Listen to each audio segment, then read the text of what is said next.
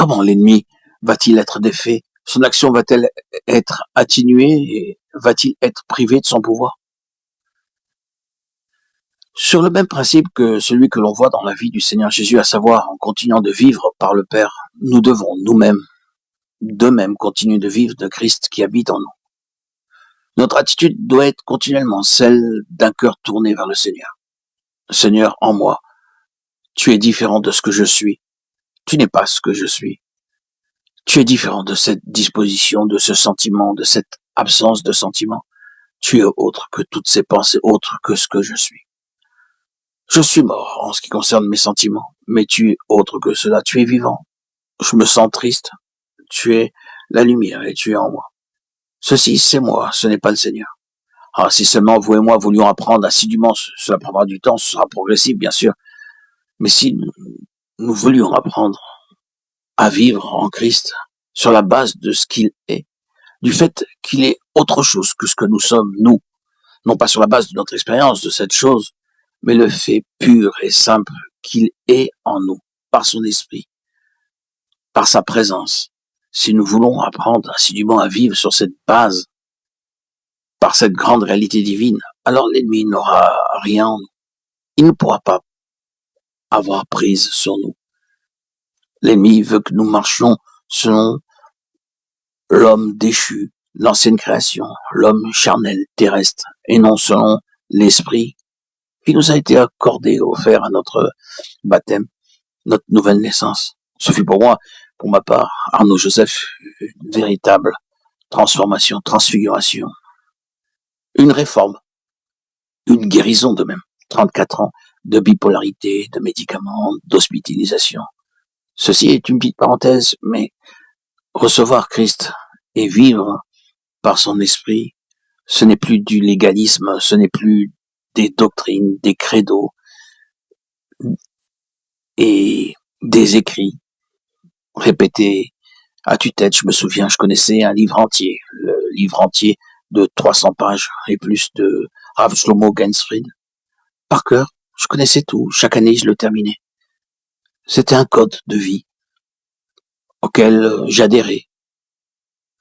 Mais Christ, par sa venue, par son esprit, m'a libéré de tous ces codes et m'a permis de vivre à ce jour encore aujourd'hui, par mon baptême, par cette nouvelle naissance, de vivre selon l'esprit, marcher par la présence de Christ dans mon cœur, dans ma vie, dans tout mon être. Je sais ce qui est bon et ce qui ne l'est pas. Je ne me fie plus à mes lectures judaïques, ni à d'autres représentations rituels, cérémonies et autres qui ne sont pas de Christ, mais qui sont la main humaine. Je marche par l'esprit, mais je vis. Il faut que le Seigneur puisse vivre dans quelques domaines où nous sommes. Il faut nous consulter, nous fier à notre propre compréhension, pas suivre notre propre jugement ni notre propre volonté, mais notre compréhension de ce que l'Esprit veut nous enseigner. Il faut demander au Seigneur le discernement. La voix qui nous parle demande d'être beaucoup plus entendue et pas étouffée par les distractions de ce monde. Demandons au Seigneur d'avoir une oreille spirituelle, d'entendre distinctement ce que le Seigneur veut nous apprendre. C'est ainsi que nous pourrons ne plus être troublés par ce monde et ne plus être divisés, éparpillés en nous-mêmes, perdre l'équilibre de la vie. Je l'ai perdu pendant 34 ans, vivant et vivotant d'une émotion à une autre. Professionnellement, ce fut un échec, je le conçois. Mais par la grâce de Dieu, le Seigneur m'a donné une famille, des enfants, des petits-enfants. Et j'en suis très heureux. C'est un cadeau, c'est une consolation. Et la plus grande des consolations, je dirais même la récompense suprême, ce fut que Dieu s'est établi en moi, que Seigneur Jésus s'est révélé à moi. Qui aurait cru cela? Qui aurait cru cela? Moi qui étais toujours dans le doute, l'incertitude. Bien sûr, depuis l'âge de mes 17 ans, par l'âge la connaissance d'une jeune fille qui s'appelait Isabelle Morel, si je me souviens bien, et qui m'a permis de connaître, de participer à une église évangélique. Grâce à elle, j'ai pu avoir la joie de connaître ce qui était Christ. Je ne le savais pas. Pourtant, j'avais 17 ans et demi, j'aurais pu savoir qui était Jésus. Je ne savais pas. Je voyais Jésus dans des films sans plus, ça m'intéressait pas. Mais d'avoir vécu expérimentalement cette présence de Christ dans cette église évangélique, il y a maintenant plus de 34 ans, 36 ans, j'avais 17 ans et demi. C'était l'année du bac. Alors, m'a transformé. Ce fut un tremplin pour moi d'ailleurs.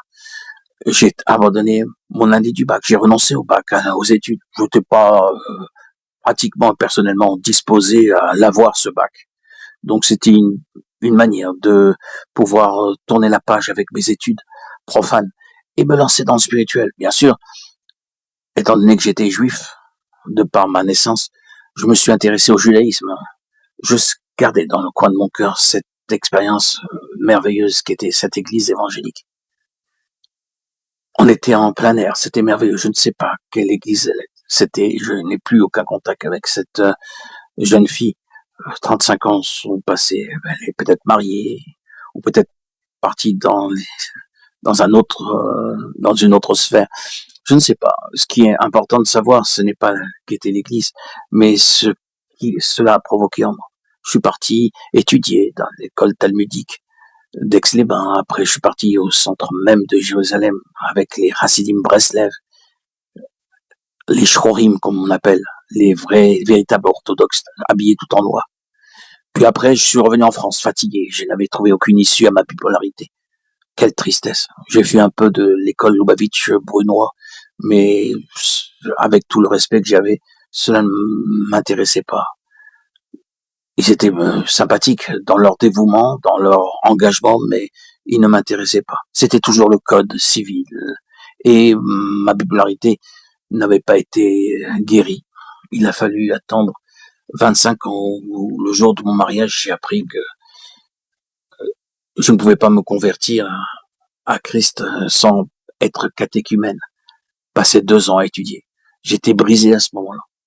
J'ai attendu, et je restais toujours dans le doute, l'incertitude. Je trichais, je faisais le judaïsme, et je lisais la Bible secrètement, l'évangile. Je lisais, je comprenais, mais sans comprendre. Je n'avais pas réellement les yeux dessillés, les yeux ouverts. Il a fallu attendre mes 51 ans où je rencontre les disciples de Jésus-Christ venant de Haïti, la plupart des missionnaires. Et par l'intermédiaire de ma fille, par le miracle de cette connaissance qui s'est faite, eh bien, j'ai mérité le baptême. C'est une joie. Pourquoi? Parce que il ne demandait pas une grande connaissance. Il suffisait dans la doctrine des disciples de Jésus-Christ de croire en Christ. Et le baptême était spontané, sans avoir de connaissances particulières. La foi suffisait. Et ce qui s'est passé. Ma foi fut d'ailleurs très grande. Au lac de ma ville de Sarcelles, où j'ai plongé, l'eau était nauséabonde, sale, avec une mauvaise odeur, mais j'avais la foi. Et me suis trempé au nom de Jésus et le miracle s'est produit. À ma sortie des eaux baptismales, les couleurs étaient différentes, la vie était différente. Je ne savais pas que j'étais encore guéri, mais je sentais qu'une force négative était sortie de moi, qu'une nouvelle force était entrée dans ma vie. Quel bonheur ce fut pour moi. Que Dieu soit béni. Ce fut pour moi une véritable transformation, un miracle. Gloire à Dieu. Gloire à Dieu. Que Dieu soit béni. Et que je puisse continuer à rendre témoignage par ces vidéos audio depuis le 21 juillet 2021. Plus de 106 000 publications sur ma chaîne Jésus-Christ le roi Messie, Yeshua Melech HaMashiach, ma chaîne historique, ancienne. Et sur ma nouvelle chaîne audio, j'approche des 50 000 audio, vidéos, photos, pour témoigner de cette joie merveilleuse qu'est Christ, vivant, actif et agissant dans mon cœur. Christ est roi dans ma vie, et dans mon cœur, et dans ma tête, et dans toute mon existence. Aujourd'hui, à mon âge, je suis parvenu à une certaine sagesse, à une certaine joie intérieure, et j'en suis si heureux. Gloire à Dieu, gloire à Dieu.